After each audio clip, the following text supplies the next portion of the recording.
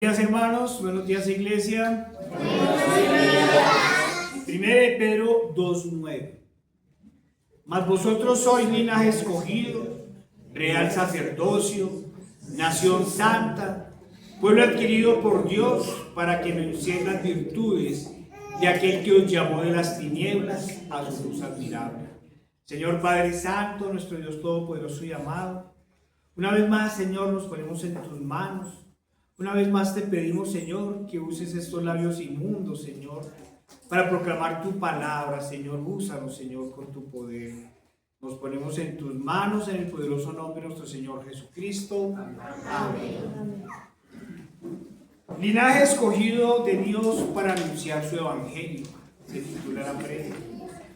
Nos dice la palabra del Señor.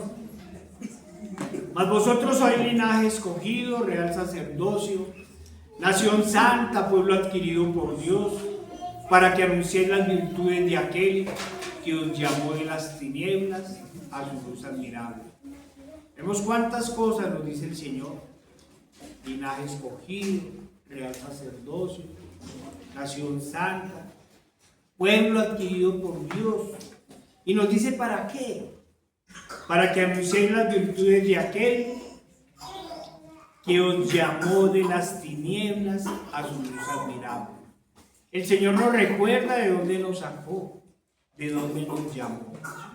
Nos llamó de las tinieblas a su luz admirable. Dice Kistemaker de la primera parte del versículo. El contraste es evidente. Señala la diferencia entre los incrédulos desobedientes y el pueblo escogido de Dios. Siguiendo un orden ascendente, Pedro enumera las gloriosas riquezas de los creyentes en términos que se acercan al asombro. El griego indica que él se dirigía a ellos en forma personal y enfática al usar el pronombre plural ustedes, ustedes. ¿Cómo describe Pedro a los creyentes? Lo hace en los siguientes términos: linaje, es decir, pueblo escogido. Mas vosotros sois linaje escogido, real sacerdocio, nación santa, pueblo adquirido por Dios. Pedro le escribe a gente que vivía antes de que el templo de Jerusalén fuese destruido. Pedro, siendo judío, se dirige a muchos cristianos judíos y a cristianos de origen gentil. Además habla a todos los creyentes de todo tiempo y lugar que leen esta epístola. Con un conocimiento pleno del Antiguo Testamento, Pedro aplica su lenguaje a sus lectores, porque los ve como el pueblo escogido de Dios. Él toma prestadas las palabras de la profecía de Isaías, quien registró lo dicho por el Señor. Mi pueblo escogido, este pueblo he creado para mí, mis alabanzas publicarán. Pedro entonces ve a los creyentes como cuerpo de Cristo, es decir, como iglesia. Cuando leemos detenidamente la forma en que Pedro se refiere a los miembros fieles de la iglesia, sentimos un gran gozo en nuestros corazones. Porque mientras para los incrédulos y falsos creyentes somos, como diría Pablo, la escoria del mundo, para nuestro Señor Jesucristo somos su pueblo preciado. Gracias a su rescate y a la obra que ha hecho en nosotros, que como dice el versículo 10, no éramos ni siquiera pueblo. El Señor, por medio del apóstol Pedro, nos define como linaje escogido. La palabra linaje en este contexto hace referencia a ascendencia o descendencia de una familia especialmente noble, de la nobleza, de las familias de los reyes. Si un incrédulo nos estuviera escuchando en este momento, no haría más que burlarse y muy posiblemente nos diría en forma sarcástica: ¡oh! Miren a estos lores, a los descendientes de los reyes, y si pudiera, nos pondría como al Señor una corona de espinas. Y luego vendrían las burlas y las humillaciones. ¿Acaso el mundo, cuando nos ve, observan a un descendiente de familias reales? Sabemos que no. Si miramos nuestros abuelos, nos encontraríamos con mestizos pobres, y en el caso de algunos hermanos de Ipiales, con familia indígena. En verdad no teníamos nada de realeza, nada de nobleza. Y para agregar, a pesar de muchos de nuestros padres, que fueron personas algunos honradas y con algunos niveles de moralidad, en otros casos fueron borrachos y despilfarradores. Pero todos tienen una cosa en común, que nos rebajaba hasta lo sumo. Nos rebajaba hasta lo sumo.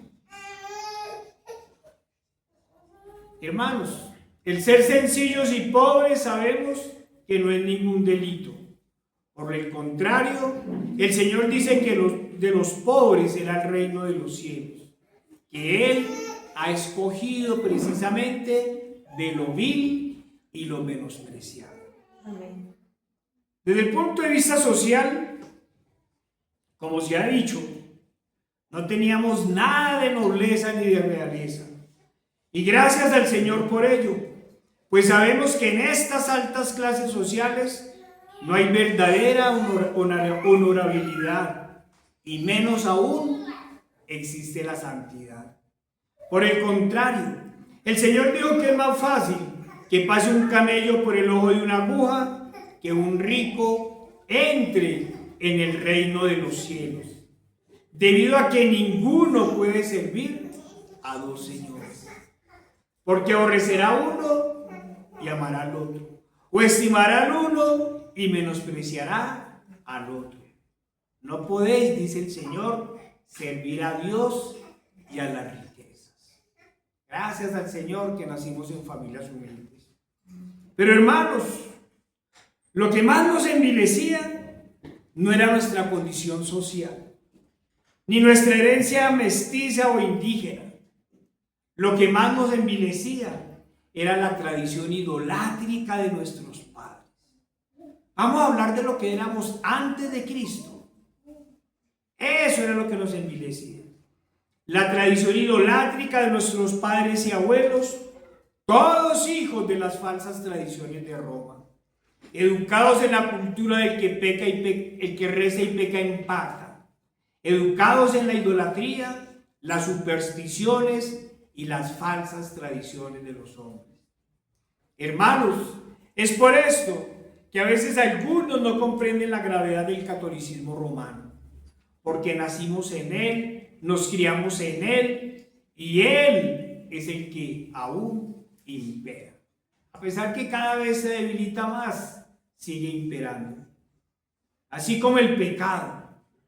¿Cuántas personas ven la gravedad de las borracheras, de las fornicaciones, de las mentiras, de los robos, de los adulterios o de las idolatrías? ¿Cuántas personas ven la gravedad de eso?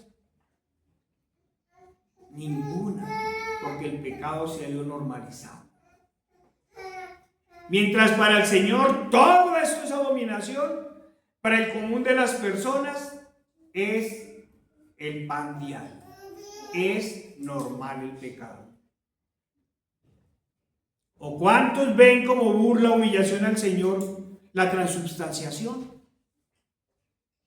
Casi nadie la entiende. No solo no la ven mal, lo ven como algo sagrado. Incluso hablan de la Santa Eucaristía. Supuestamente, revivir al Señor en la hostia por medio de un rezo mágico y diabólico, para luego partir su cuerpo nuevamente. Es decir, revivirlo para volver a humillarlo, volverle a poner la corona de espinas, volverlo a azotar, crucificarlo y partir su cuerpo y luego comerlo. igual que hacían los paganos cuando mataban y sacrificaban a sus hijos a los ídolos. Eso es la transubstanciación. Pero nadie vino mal. Volvamos a hablar de los pecados de moda. Miremos nomás la palabra, moda. Como si los pecados fueran vestidos. Mientras para el Señor el homosexualismo es abominación, para los estados corruptos es libre desarrollo de la personalidad y la promueven. Pero quienes desde la palabra del Señor lo señalan como pecado, esos sí son tratados como delincuentes que deben ir a prisión por el supuesto delito de odio. Hermanos, han normalizado el pecado y han convertido en delito la palabra de Dios. El mundo se ha vuelto al revés. El profeta ya lo decía. Dirán a lo malo bueno y a lo bueno dirán malo.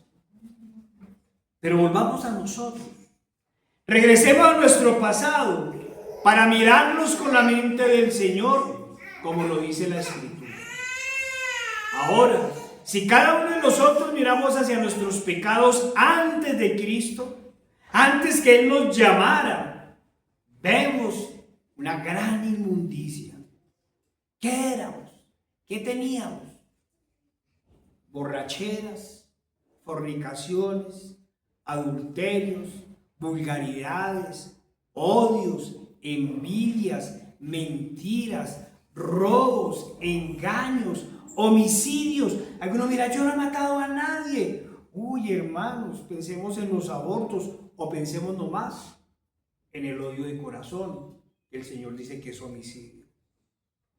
Éramos incrédulos, blasfemos, rebeldes.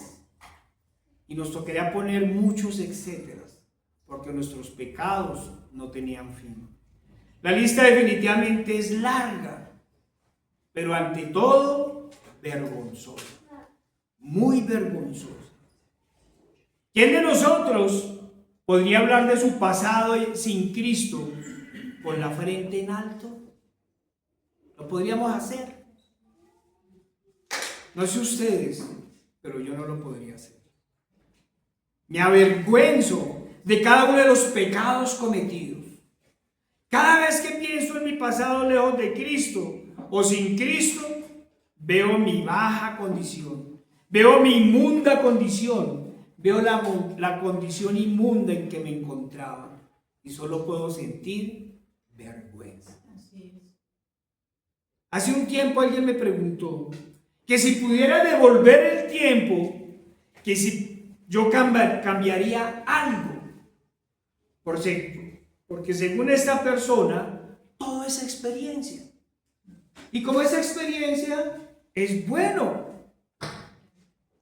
pensé de inmediato, cambiar o corregir. Definitivamente yo haría las dos. Cambiaría todo mi pasado y lo corregiría en el Señor. Pero son experiencias, me insistieron. Y aclaré, experiencias no, pecados. Pecados graves que ofendieron al Señor. Pecados graves con los cuales afecté a otros. Pecados graves que me hicieron aborrecible ante el Señor y ante muchas personas. No, definitivamente no fueron experiencias. Son pecados. Son inmundicias. Son terribles pecados. Si hablamos desde el Antiguo Testamento, para no hablar de apedreamiento, tengo que decir que yo vivía vestido de trapos de inmundicia. Y no por obras de justicia propia precisamente, sino porque como los cerdos me revolcaban el barro asqueroso de los pecados. Era aquel que no había sido esclavizado por deudas o en guerra como en la antigüedad, sino que yo había sido esclavizado por mi maldad. Esa era mi condición. Comenzando porque era de los más necios, de los necios que negaban la existencia del Dios tres veces santo, de aquel que hizo los cielos y la tierra y todo cuanto existe. Hermanos, Miremos nuestra condición en el mundo. ¿No estábamos llenos de lepra y de inmundicia? Hermanos, antes no éramos linaje escogido. Por el contrario, éramos uno más de los pecadores, de los peores pecadores.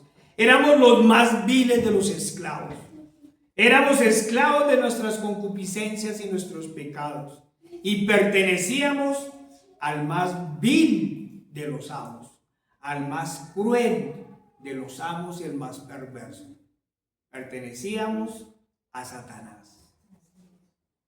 Lo que pasa es que nadie lo quiere aceptar, pero éramos esclavos de Satanás. Esa es la libertad del mundo.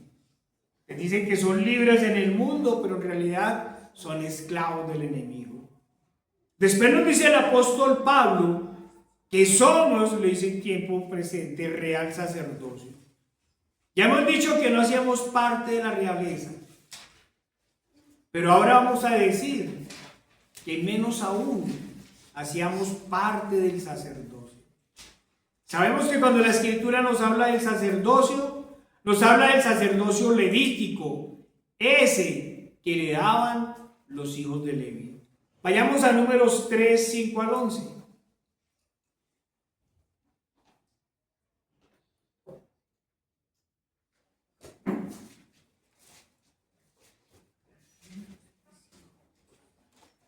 Números 3, 5 al 11. Nos dice la palabra del Señor. Y Jehová habla a Moisés diciendo: haz que se acerque la tribu de Leví y hazla estar delante del sacerdote Aarón para que le sirva y desempeñe el encargo de él y el encargo de toda la congregación delante del tabernáculo de reunión para servir en el ministerio del tabernáculo. Y guarden los utensilios del tabernáculo de reunión y todo lo encargado a ellos por los hijos de Israel. Y ministren en el servicio del tabernáculo. Y darás los levitas a Aarón y a sus hijos. Les son enteramente dados de entre los hijos de Israel. Y constituirás a Aarón y a sus hijos para que ejerzan su sacerdocio. Y el extraño que se acercare morirá. Sabemos por la Escritura que los sumos sacerdotes eran los encargados de entrar al lugar santísimo a hacer sacrificios una vez al año. Ofrecían sacrificios de expiación por los pecados. No entraban con las manos vacías, entraban con sangre en los dedos. Hacían sacrificios de expiación de pecados por sí mismos y por el pueblo. Oficio que terminó con el sacrificio perfecto, aquel hecho una sola vez y para siempre, no en cada misa partiéndolo. Es el sacrificio perfecto. Dice la Escritura que fue hecho una sola vez y para siempre. Aquel en donde se derramó ya no la sangre de becerros ni de machos cabríos, sino la sangre preciosa de nuestro Salvador y Señor Jesucristo. Pero hermanos, tampoco éramos descendientes de Leví. Ni siquiera éramos de la nación judía. Que sea el momento también de aclarar que el sacerdocio del que nos habla la Escritura no es el sacerdocio católico. Pues este es totalmente antibíblico. Comenzando porque el sacerdocio como tal se hace inútil con la muerte y resurrección del Señor Jesucristo, y los sacerdotes levíticos se quedan sin oficio con la destrucción del templo en el año 70. Se vuelve inútil e innecesario con la muerte del Señor, porque como se explicaba hace un momento, tiene lugar el sacrificio perfecto, el único por medio del cual se da perdón de pecados. Con este sacrificio cesan los sacrificios de animales cuya sangre no otorgaba el perdón de pecados, sino que eran simplemente la sombra de lo que habría de venir. Hecho el sacrificio perfecto y destruido del templo por los romanos, ya no se necesitaban sacerdotes. Y con la resurrección de nuestro Señor Jesucristo, tenemos un sumo sacerdote, el único mediador entre el Padre y los hombres, al cual nos podemos acercar directamente. Se rompió el velo y vamos directamente al trono de la gracia. Vayamos, hermanos, a Hebreos 4:15.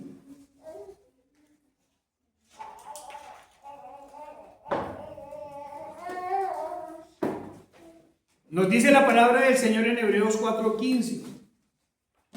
Porque no tenemos un sumo sacerdote que no pueda compadecerse de nuestras debilidades, sino uno que fue tentado en todo, según nuestra semejanza, pero sin pecado. Acerquémonos pues confiadamente al trono de la gracia para alcanzar misericordia y hallar gracia para el oportuno socorro.